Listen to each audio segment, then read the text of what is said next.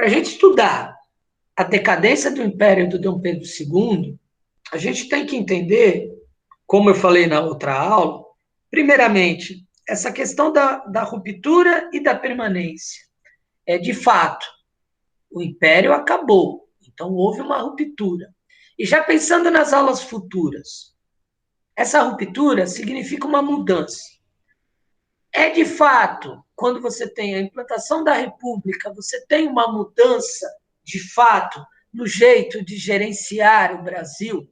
E aí é que a gente traz algumas novidades nessa setinha a partir do trabalho do Raimundo Faoro, Os Donos no Poder. Né? Então, 1870 é um marco na história da decadência do Império de Dom Pedro II. Por que é um marco? Porque você tem um movimento republicano se estabelecendo. E aqui sempre cai aquele comentário maldoso do professor. Eu sei que é maldoso. Havia republicanos no movimento republicano. Em 1870 havia. Então, se você pensa em republicanos, você pensa em algo que seja de todos, certo? Agora, é muito claro e é muito evidente nas aulas que a gente teve passadas, né, que a república não é de todo mundo no Brasil, porque o público aqui no Brasil é de ninguém. Isso é uma mentalidade, né? O público, aquilo que todos deveriam cuidar, ninguém cuida. Isso é muito doido, porque como eu vou pensar na formação de uma república sem povo? Porque, de fato, quando você fala de movimento republicano no Brasil, e volto a repetir, você tem republicano sim no começo, você está falando de um projeto político de transformação da sociedade. É um projeto político. É um mundo novo que aparece para esse Brasil. É uma ruptura. Isso é verdade. Só que aí a gente vem naqueles velhos problemas de Brasil que você está de saco cheio de saber. Você tem um projeto político. Né? Um projeto político básico é construir escolas.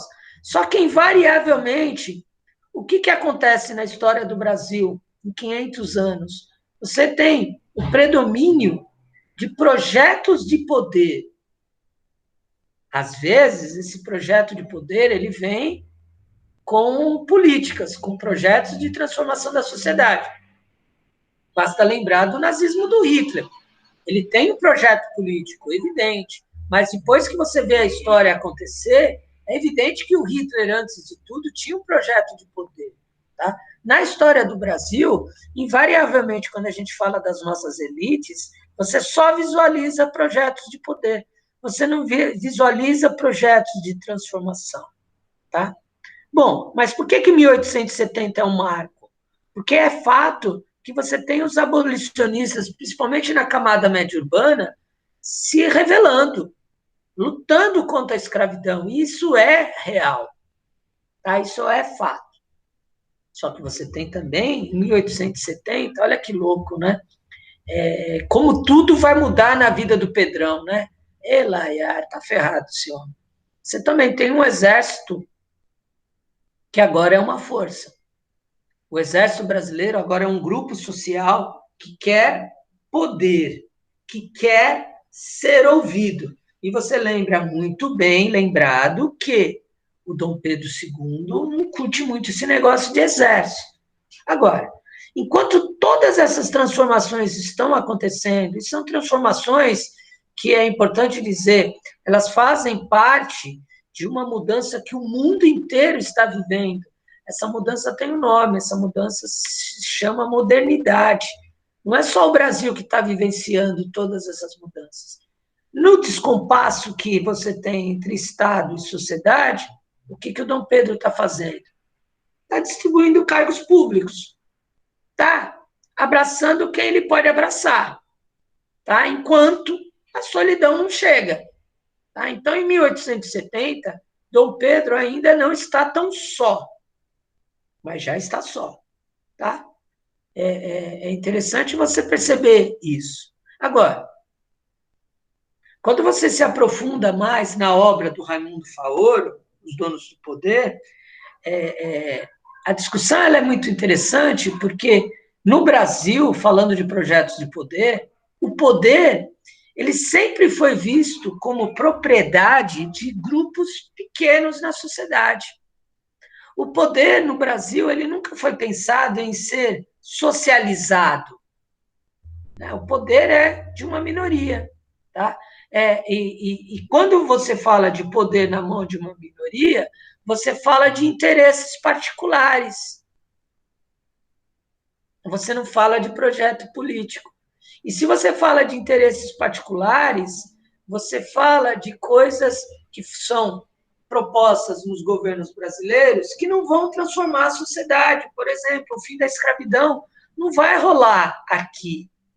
O fim da escravidão vai demorar ainda. Você tem mais 20 anos, tá? O Império Brasileiro ele vai agonizar até o final. Aqueles dramas mexicanos que só o Brasil é capaz de construir, tá? E aí vem a famosa frase do Raimundo Faoro, né?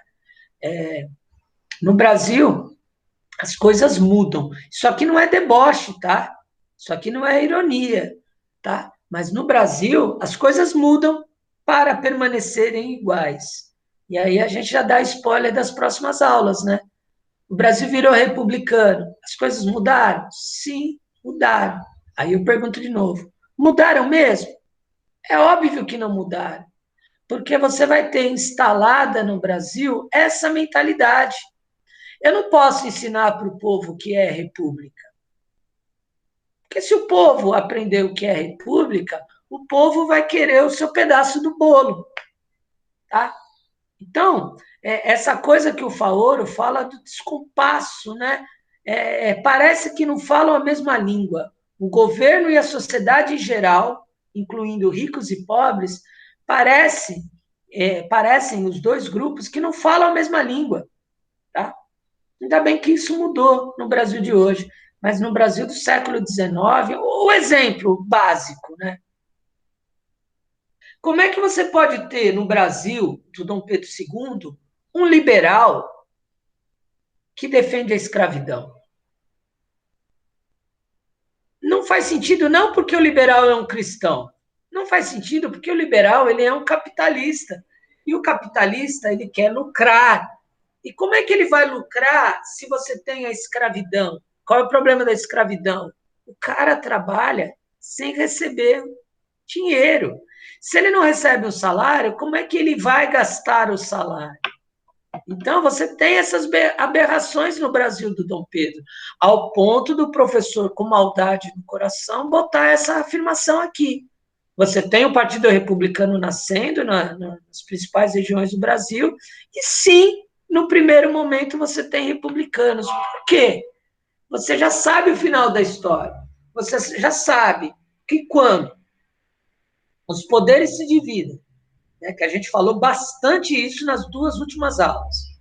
Até 1870, poder político, econômico e militar estava tudo na mão do Dom Pedro II, certo? Só que a partir de 1870, né, e com o estabelecimento do café, né, o café vem dando sinais de que vai ser o nosso grande produto desde 1850. Quando o café se estabelece no Brasil, em São Paulo, vixe Maria. Então, o poder econômico ele vai mudar de mãos. Então, agora o poder econômico é da elite cafeira de São Paulo, que, ó, não tem nenhuma participação aqui, hein? Né? Na política, você está vendo que o PRO não colocou a elite cafeira aqui. E aí? Eles querem um pedaço do bolo? Querem um pedaço gigantesco. O poder militar passa para a mão do exército brasileiro. E lá no poder político você tem um rei que está agonizando, que está pressionado por todos os lados. E aí vem a maior das aberrações na história brasileira. Todo mundo que é contra Dom Pedro II vira republicano. O primeiro presidente da República Brasileira é do Exército. O segundo presidente também é do Exército. Se você sabe o mínimo de militarismo na história do mundo, você sabe que o militar ele vai ser tudo menos republicano. Porque você tem uma hierarquia muito forte no Exército, na Marinha, nas Forças Armadas como um todo. Quem está em cima manda, quem está embaixo obedece. E ponto final. Como é que esses caras vão virar republicanos? Não faz sentido. Não faz sentido nenhum. Tá? A gente já está terminando esse videozinho, mas eu gostaria de trabalhar na próxima aula mais esses conceitos para depois a gente cair de fato, né, de cabeça na República Brasileira. Tá? E a gente tem bastante tempo até o final do ano para isso. Tá? Então, antes de acabar a aula, cabe um comentário na parte 2 aqui dessas setinhas que você está vendo. A crise do Império, ela não é só uma crise política, né? O mundo inteiro ele está passando por algo diferente. A modernidade está se estabelecendo. E eu falei dela no início do ano em sala de aula. A modernidade, ela não admite o velho, aquilo que ficou para trás. A modernidade, ela quer o novo. Então, a ideia de império, ela não é nova, ela é velha. A escravidão é velha. O mundo da modernidade, ele é liberal. É o mundo da ciência, é o mundo do capitalismo, tá? E aí, por isso que o Brasil está ficando para trás, porque o Brasil está perdendo o tal do bonde do progresso, né? Da locomotiva do progresso. Então, essa crise, ela não é apenas uma crise, eu não gosto do Dom Pedro. Não, essa crise ela é maior, ela tem um cenário maior, ela está na estrutura mesmo do que é esse Brasil. Tá? Mas eu continuo isso no próximo videozinho, que eu acho que é legal a gente trabalhar um pouco o Raimundo Faoro, tá? É sempre bom a gente aprender com pessoas inteligentes e com pessoas que sabem discutir, né? Que têm uma visão ampla sobre os assuntos. Tudo bem?